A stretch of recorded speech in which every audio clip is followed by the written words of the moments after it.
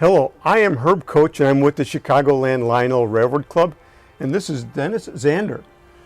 Z Stuff for Trains. And you've done this stuff for a long time. Since 1999. Very good. Started with it just doing the simple DC 1000 switch machine. And that switch machine has grown into Gargraves and Ross switches. Yep. One of the first things I did when I was going to start the company is checked with both Gargraves and Ross to see if they would like to use my switch machine, because I observed that I wanted remote control switches and neither one of them had one. Right. And so I said, this is an opportunity. Well, I'm glad you did that. It got us. I mean, Chicagoland Lionel Railroad Club has, I would say, about 50 to 60 of your switches. I know at home I have 40. Yes.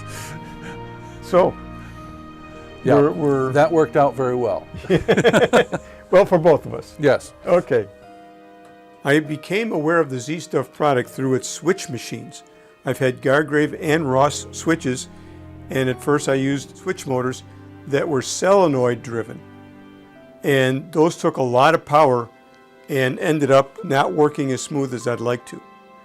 And what's nice about the Z Stuff, these are motor driven. There's actually little motors inside there that run the distance, and that goes a lot smoother. And you can see how nice that operates.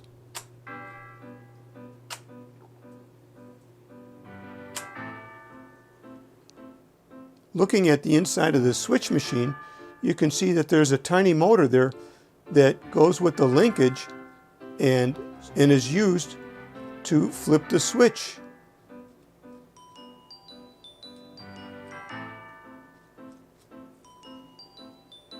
Nice and smooth. The Z Stuff switch machines are real easy to use. All you have to do is press the button and it goes into the siding. And if you want to get back into the main line, press that button again. Or I hooked it up to the RS2s from Lionel, and you can go into the siding or you can go back into the main line.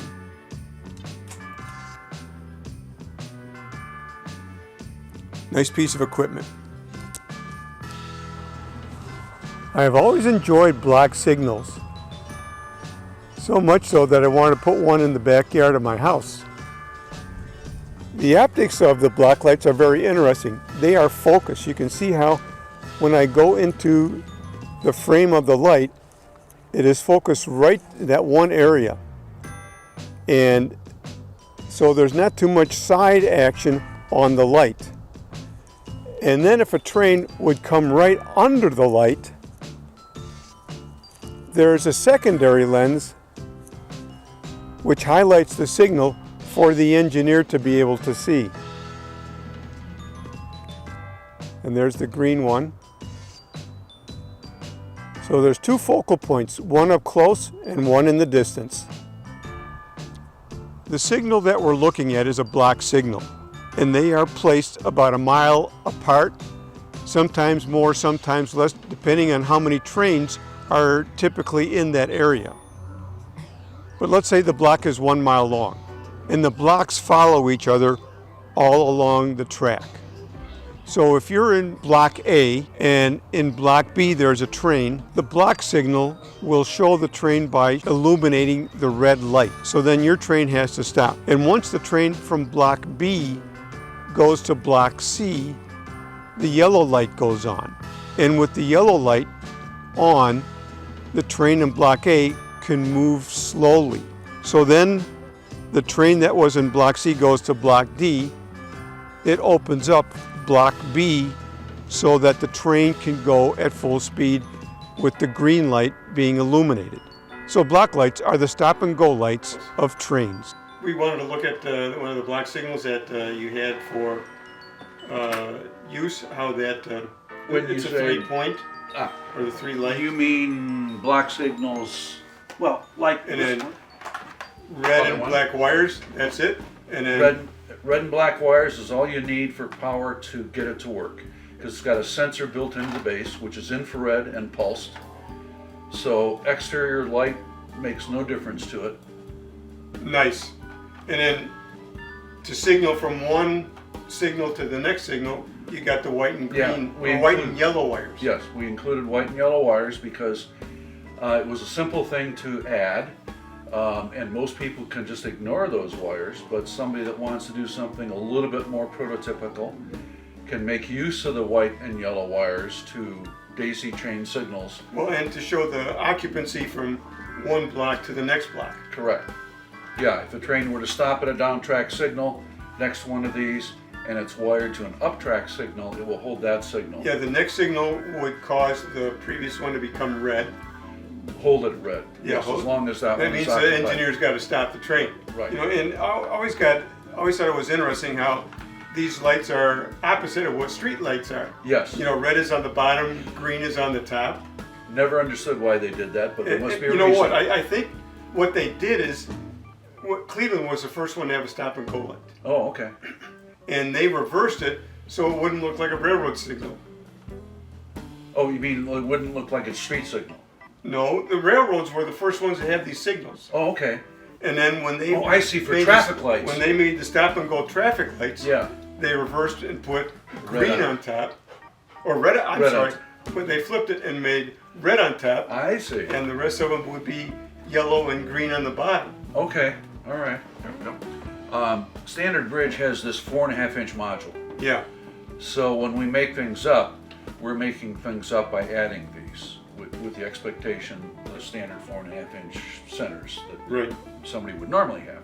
And then there's about 2 inches or 1.5 inches. Well, if this is 4.5, this is 2 1/4. Okay. Okay. So the thing that we can deal with when we put 1.5 inches in here or in here, so if we put 1.5 inches in here, then the distance here instead of 4.5 is 6. So neat to see these signals work Right. with the black and red wire. That'll make it. The neat thing that people have found out is that if you had a long straightaway and you just put a bunch of signals down on that straightaway and just wired them to power, because they're timing out, as the train goes by, it looks like they're linked together. Right, right. I mean, that's the beauty of the system too. Yeah. That the sensors are right on the track. Yeah, yeah. So, and they only sense one track. They're not going to sense the next track over. Right, right. Which is the other important thing. Yeah. Well, that is cool. Excellent. Dennis Zander has developed Z-Stuff for trains. Now we have Z-Stuff for trains signals. We have the single head and the double head. The single head is the DZ1050V and the double head is a DZ1050V-2. And there's benefits to, there's neat things that they do. These block signals are real easy to install. All you gotta do is make the hole, put through the wires, and attach the black and red wire to power. They have a sensor built into the base, and when the train comes through, it activates the signal and it goes from green to red, and then as long as the train is going through, it stays on red. And then when the train leaves, it has a duration where the signal then will go to yellow and then to green. And I like how it's a soft transition. It fades out and fades in really nice. For advanced wiring, what you can do is you can take the white wire of this block number 2 and hook it up to the yellow wire of block number 1. By having the second block talk to the first block allows it to get in tune with it, so when this one gets activated, it becomes red. This one then becomes yellow. That is really nice. And going a little bit further, you have signal 3, the white wire going to the yellow wire, the white wire going to the yellow wire, so all 3 of these are going to be talking now. So what'll happen is block number 3 will go to red, block number 2 will go to yellow, and block number 1 will stay at green. How cool is that? The next thing that we have is being able to use the DZ1070 sensor. And that's this guy here. With this guy here, we have the white wire going to the orange wire of the double head signal. And the orange wire of the double head signal will then go to the lower signal. Typically the lower signal is for a siding track. So when it's activated, it shows that the track is occupied and the engineer knows not to go into the siding. And this accessory also has a light on top that you're able to see that it's activated.